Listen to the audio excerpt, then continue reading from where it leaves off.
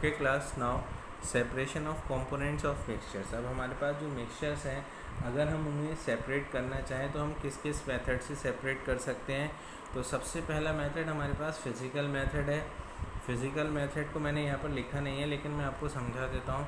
Physical method like filtration और by using hand picking method. जैसे कि हम घर में ग्रेन साफ़ करते हैं तो ग्रेन साफ़ करने में हम हैंड पिकिंग मेथड का यूज़ करते हैं, या फिर अगर हम चॉक पाउडर और वाटर को सेपरेट कर रहे हैं तो हम वहाँ पर फिल्ट्रेशन मेथड का यूज़ कर सकते हैं। तो ये हमारे पास फिज़िकल मेथड होते हैं जिससे हम दो मिक्सचर्स को, किसी भी मिक्सचर को जो हमारे पास हेट्रोजीनियस मिक्सचर है, किसी भी मिक्सचर नहीं कहेंगे, जो हेट्रोजीनियस मिक्सचर है उनको हम सेपरेट कर सकते हैं। Now next important method is evaporation. Evaporation method is used to separate two miscible liquids. What are miscible liquids? Those liquids which can be mixed with each other. हमारे पास ऐसे liquid जिनके particles एक दूसरे में mix हो जाते हैं पूरी तरीके से, वो हमारे पास मिसिबल लिक्विड्स कहलाते हैं। और evaporation method is use to separate volatile substance from non volatile substance. Means for example, अगर हमारे पास किसी भी इंक में से हमें इंक के कलर को सेपरेट करना है। इंक हमारे पास कैसे बनती है? Ink is a mixture of colour and water. तो हम उनको कैसे सेपरेट कर सकते हैं? हमने एक चाइना डिश में इंक पोर कर ली, एक बीकर लिया, उस बीकर में हमने वाटर लिया और हमने उसको हीट किया।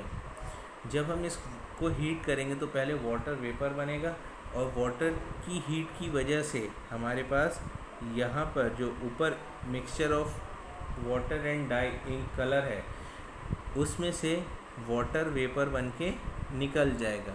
जब वाटर वेपर बन के निकल जाएगा तो हमारे पास थोड़ी देर के बाद इस चाइना डिश में सिर्फ इंक का कलर रह जाएगा, जो कि ब्लू भी हो सकता है या ब्लैक भी हो सकता है। तो it is use to separate components of blue black ink.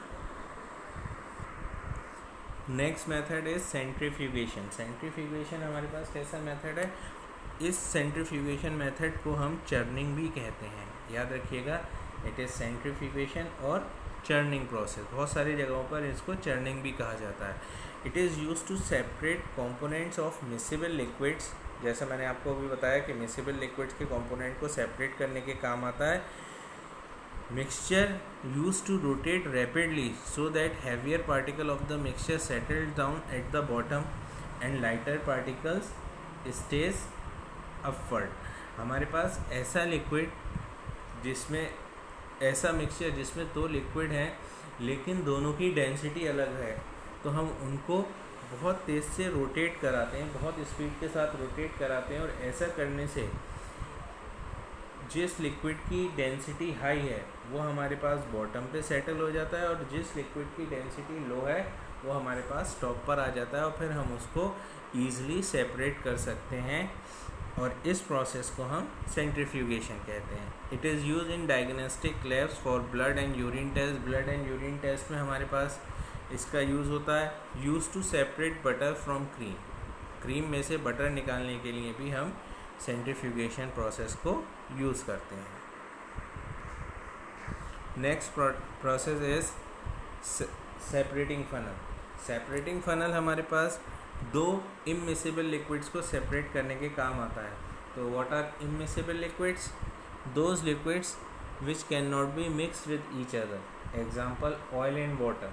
अगर हम ऑयल एंड वाटर को मिक्स करें तो वो कभी भी एक दूसरे से मिक्स नहीं होते हैं, और ऐसे लिक्विड्स को सेपरेट करने के लिए हम सेपरेटिंग फनल का यूज़ करते हैं। इसमें हमारे पास सेपरेटिंग फनल में हम इमिसिबल लिक्विड को पोर कर देते हैं। पोर करने के बाद ऑयल जिसकी डेंसिटी लाइट है वो हमारे पास ऊपर की तरफ आ जाता है, वाटर जिसकी डेंसिटी हाई है वो हमारे पास नीचे की तरफ आ जाता है। और सेपरेटिंग फनल में हमारे पास यहाँ पर एक टैप लगा होता है।